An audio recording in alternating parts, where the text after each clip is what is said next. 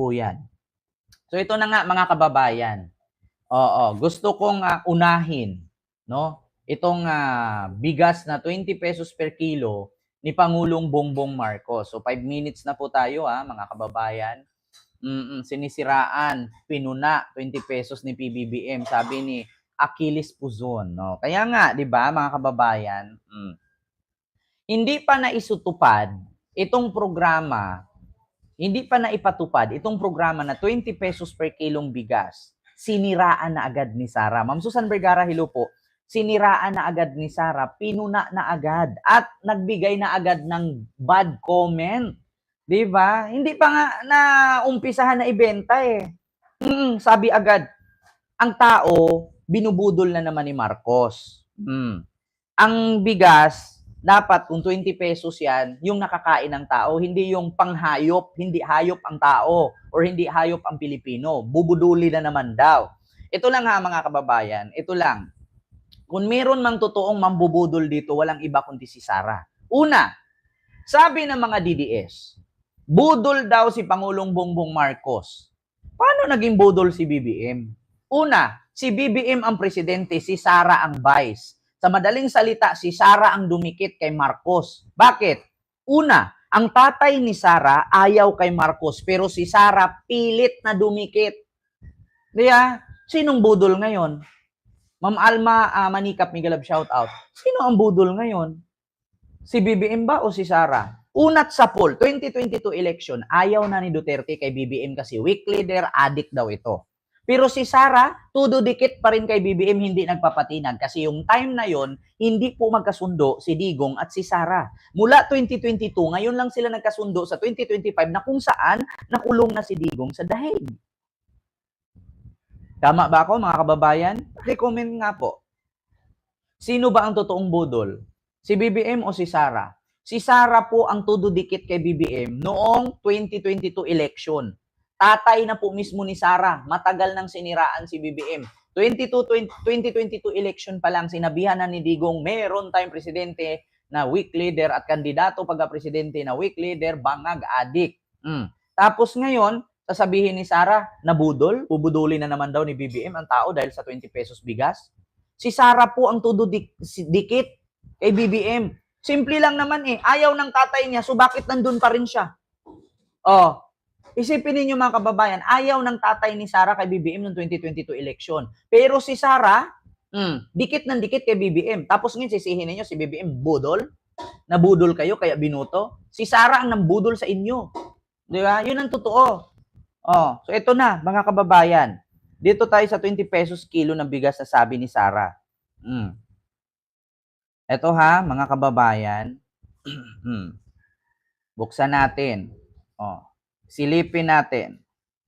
Ito na, mga kababayan. Nawala. Dito pala to sa YouTube pala.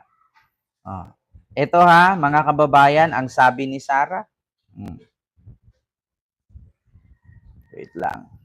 Dito yung bigas. Yung reklamo ni Sara kasi mga kababayan, matindi. Oo, hindi pa na-aprubahan itong 20 pesos na bigas. Ay, na-aprubahan na. Actually, hindi pa ito na isa katuparan na bininta talaga. Siniraan na. Ito na mga kababayan. Wait lang, may ads lang Book your next trip anywhere in the world with the Trip.com app. Wait lang, may ads lang. Get notified when hotel prices drop, so you can book at the best price. Download and save now. Pangako para sa eleksyon. Ganito inilarawan ni Vice President Sara Duterte ang timing ng pagbebenta ng halagang 20 pesos kada kilo ng bigas sa Visayas Region. Ayon sa pangalawang Pangulo, isa itong estratehiya para manalo ang mga kandidato sa ilalim ng alyansa para sa bagong Pilipinas. Promise na naman yan sa mga tao na alam mo para lang sa eleksyon at para lang sa kanilang mga senators. Para manalo yung kanilang alyansa kuno na iniwanan naman din sila nung dalawa nilang kandidato dahil kakaalam ko walang direksyon yung kanilang alyansa. Dagdag pa ni VP Duterte, ano daw sabi ni Sara? pangako na naman daw ito ni PBBM, yung 20 pesos bigas para mapanalo daw ang mga kandidato ni BBM. Actually, mga kababayan ha, manalo-matalo yung mga kandidato ni BBM, wala namang pakialam ang taong bayan dyan. Bakit? Kadalasan naman sa mga mananalo dyan, nakikita lang naman namin pag eleksyon. Pag tapos ang eleksyon, hindi naman namin mahagilap yung mga hayop na yan. Oo. Ngayon, kung umalis man si Aimee at si Camille, wala po kaming pakialam kasi alam naman po natin na noon pa man mga traidor naman yan sila. Oh. Ngayon, kung pangako lang ni BBM ang bigas na yan, Sara, huwag kang magsalita ng patapos. Kasi ilang beses kayong nangako, hindi natutupad. Baka nakalimutan mo, Sara. Hindi pa naumpisahan yung bigas-bigas na yan. Kapag yung bigas na yan ay tatagal, mapapahiya ka. Yan ang ikakadismaya ng mga didiis sa'yo. Tandaan mo, Sara, kahit didiis ngayon nanonood sa akin, sasabihin ko sa kanila, saan ka mamili? Yung bigas na 20 pesos, kahit NFA yan, at least 20 pesos yan, napapakinabangan ninyo. Or yung libro mo. Diba? Ngayon, Sara, sino ang budol? Sino ang nangangako para manalo ang mga kandidato? Si BBM ba o ikaw? Ito ha, tanong ko lang, Sara, kung kami, mga tao na butante o kami mga Pilipino na ordinaryong tao, tatanungin ka namin or magtatanong kami bawat isa, sino ang pipiliin namin? Yung libro mo o yung bigas na 20 pesos per kilo? Malamang ang kailangan ng tao yung bigas. Yung libro mo walang kwenta, Sara. Anong mapapala namin dyan sa libro? Masasaing ba namin yan? Yung bigas, Sara, di bali nang walang ulam, kahit asin, mantika o toyo lang, at least may bigas kami. Yung libro mo, anong mapapala namin dyan sa libro mo? Sige nga. Anong mapapala namin dyan sa libro mo? Una, yung bigas ni BBM, kahit NFA pa man yan, kahit mabaho ang amoy niyan, kahit didighay-dighay, o sa Bisaya, kahit kinakabag na, kahit gikabuhi na sa kakakain ng NFA, bigas pa rin yan. Di bali ng mabaho, di bali ng kakabagin kami, at least pag itain mo yan, mawawala din ang kabag. Yung libro mo, anong akala mo sa tao? Daga? Anong gagawin namin sa libro? Kakainin namin yung libro mo, mabubusog kami niyan. Bakit? Yung libro mo ba, pag nabasa ng mga senior citizen yan, magkakaroon ba sila ng maintenance na gamot? Hindi. Yung 20 pesos na bigas ni BBM, kahit senior citizen na may cancer, kakain pa rin. Maliban na lang sa mga senior citizen na may diabetes. Diba?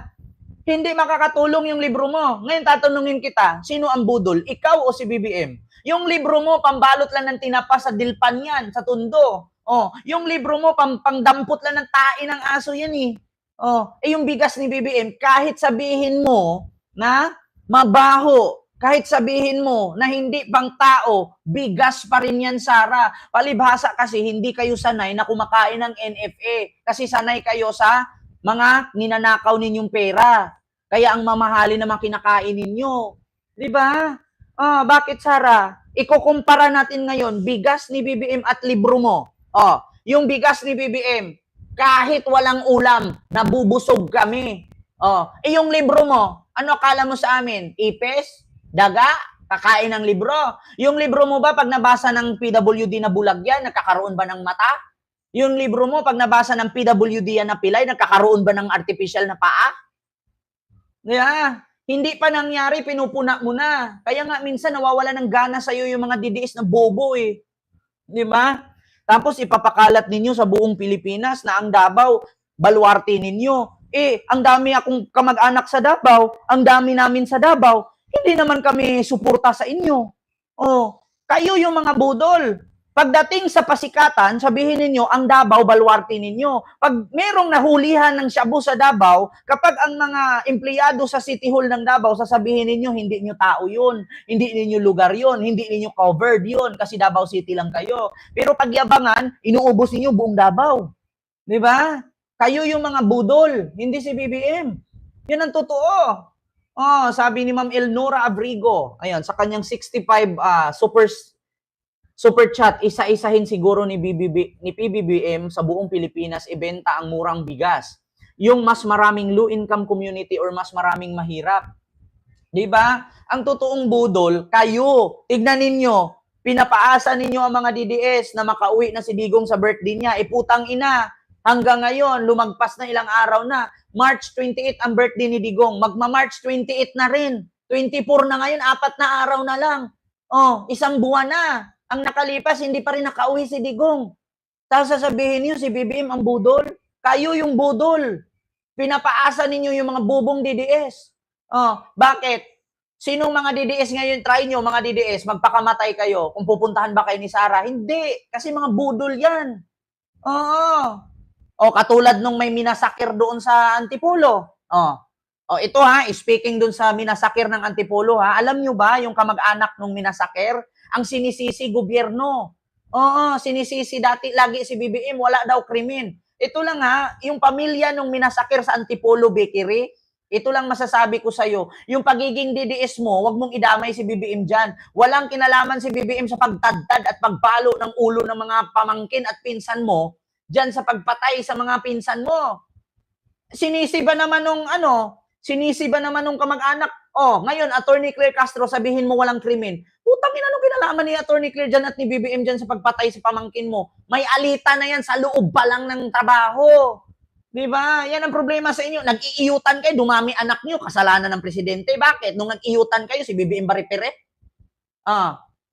Alam niyo, minsan yung mga DDS, alam niyo, naawa sana ako doon sa minasakir sa Antipolo, pero yung nabasa ko yung post ng kamag-anak, putang ina, deserve niyo yan. Mga DDS pala kayo.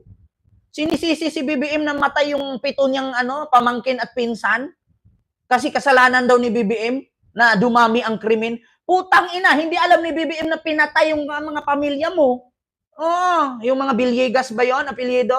Sinisisi. Ito kaka-comment ko lang kanina eh. Saan ba yon? Ating mahiwagang cellphone na 96,000 cash. From US. Ito na. Yung iba kong kaibigan nagagalit, bakit daw ako binilhan, sila hindi. Aba, murahin nyo ba naman kasi yung sponsor? Di ba? Hindi ko na alam yung password. Ito kaka-comment ko lang talaga kanina. Putang inang yan. Sabi doon sa namatayan, no? Ito, natawa nga si Ma'am Arlene Moruliano dito Sana ba yung nakomentan ko kanina na ano ba yung nag-post-post? Napanood ko sa Reels yung kanina Yung pinatay sa Antipolo, nag-comment ako. Aba, ang sinisi nung nag-post, yung kamag-anak yata yun. Si BBM at si Attorney Claire Castro. Sabi ko, nakakaawa kasi pinatay. Pero masasabi ko talagang deserve. Bah, si BBM ba naman sinisi na namatay yung kamag-anak niya? Abay, kasalanan ba ni BBM yan na pinatay yung mga pamangkin at pinsan mo na hindi naman si BBM ang nagtrabaho dyan? Tapos, bukod doon sa namatay sa Antipolo, hindi ko na makita yung post na yun. Nag-comment talaga ako. Tawa ako ng tawa kanina. Kahit panoorin ninyo, mga kababayan, yung post nung pamilya, nung ano ba yon, yung babae na in-interview sa News 5, si BBM ang sinisi. Ito ang bagong Pilipinas. Maraming krimen. Kaya sabi ko nga, hala, instead na maawa ka kasi pinatay. 'Di ba? Ang sinisi si BBM pa. Sabi ko, anong kinalaman ni BBM dyan? Ialita ninyo yan sa negosyo na bakery. Tapos si BBM ang may kasalanan. Tapos meron pang isa. Meron pang isa, mga kababayan, na may lalaki nagnakaw sa 7-Eleven, nag-shoplifter. Sinakal. Instead na yung nagnakaw ang makulong, yun tuloy na nakal ang nakukulong. Nahimatay yung sinakal niyang nakaw. Napanood yun, trending ngayon yun. Yung lalaki, sinakal, nagdakaw sa 7-Eleven, tumakbo, hinabol ng lalaki, sinakal, nahimatay. Instead, ito ang problema ni ganito ang kasalanan ni Digong. Alam nyo, good intention naman yung pagpatay ni Digong sa adik. Pero wrong implementation. Instead na hulihin mo, ikulong, pinatay. Ayun, di siya ang nakulong. Yeah? Katulad yun, nakita nyo sa Facebook ngayon sumikat, na nagnakaw sa 7-Eleven, hinabol ng lalaki, tapos nilak niya yung leeg. Nahimatay yung nagnakaw sa 7-Eleven. Instead na yung nagnakaw ang makulong, siya tuloy ngayon ang makukulong. Pinatay ba naman? Nilalak yung leeg. Di ba? Yan ang totoo, mga kababayan. Alam niyo, sa totoo lang, naawa ako doon sa namatayan sa Antipolo, pero napasabi tuloy ako, anong kinalaman ni BBM sa pagpatay ni, ano ba yung pangalan nun? Bugarts. Bugarts yung pumatay, di ba? Oh, sino nga kapanood sa Facebook? Bugarts daw yung pumatay. Pero, si PBBM ang pinagbintangan. Si Bugarts ang pumatay at pumalo sa ulo ng mga panadero, kasalanan daw ni BBM. Sabi ko, ha? Ang layo. Imbes na maawa ka, mapapamura ka na nga lang eh. Sabi ko, deserve nyo yan eh. Bobo pala kayo, DDS pala kayo eh. Oh, ito yun ha. Sana ba yun? Minasaker. Minasaker sa Antipolo. Putang ina, matatawa ka na lang eh. Ito ba yon? Ang mga kaanak ng 7 empleyado Oh. na minasaker sa panaderya sa Antipolo na planado ang krimen. Hinala pa nila may mga kasabwat ang suspect. Live mula sa Antipolo, nasa frontline ng balitan niyan, si Gary De Leon. Gary, ano-ano ba yung mga impormasyong nalaman nitong mga kaanak na mga biktima? Cheryl, base sa impormasyon na nakuha nga natin sa mga kamag-anak ng biktima ay maaari daw pinainom ng pampatulog, pinukpok sa ulo. Pinapainom ng pampatulog, pinukpok sa ulo. Asaan si BBM doon? Kasalanan daw ni BBM kung bakit namatay ang mga pinsan at pamangkin niya nitong nag-post. Yung apelido nun na napanood ko kanina, nag-comment pa nga ako eh. Kaya sabi ko, ha? So, ibig sabihin pala, pag ako nang umiiyot, dumadami anak ko, kasalanan ni BBM. Kasi dumadami anak ko, wala akong mapakain. So, ngayon pala, kapag may problema tayo sa mundo or sa Pilipinas, kasalanan ng presidente. So, kapag bumagyo, yung bahay natin kubo lang, kapag nilipad ng hangin, kasalanan ni BBM yan kasi kubo lang bahay natin. Ganun ba yon? Kapag lumindol, ang bahay natin bumigay kasi round timber lang, mabilis madurog, kasalanan pa rin ni BBM kasi si BBM ang presidente. Di ba? Alam mo, sa totoo lang, imbis na maawa ka doon sa pamilya nung namatayan na masakir sa Antipolo, panadero, magagalit ka. Alam mo, ang sinisi nila hindi si Bugart, na yung pumatay na pangalan Bugart. Ang sinisi nila, si Pangulong Bongbong Marcos at si Attorney Claire Castro. Tawa ko ng tawa kanina. Sabi ko, pati si Attorney Claire Castro, inaway. Sabi niya, ngayon, Ate Claire, sabihin mo ngayon, Ate Claire, na walang krimen. Kasi sabi mo, paglabas mo daw ng bahay mo, wala ka daw nakita na may pinatay. Paano ba naman magkaroon ng makitang pinatay si Attorney Claire kung nasa loob ng subdivision ba nga? Diba? Kung kayo nakatira kayo sa squatter, talagang marami. Bakit? Acceptable na yung squatter. Kung saan ka nakatira, nandyan lahat. Nandyan yung nakawan, sigawan, raiduran, chismisan. Squatter yan eh. Diba? Tapos sinisi si PBBM. At sinaksa ang mga biktima. Ayan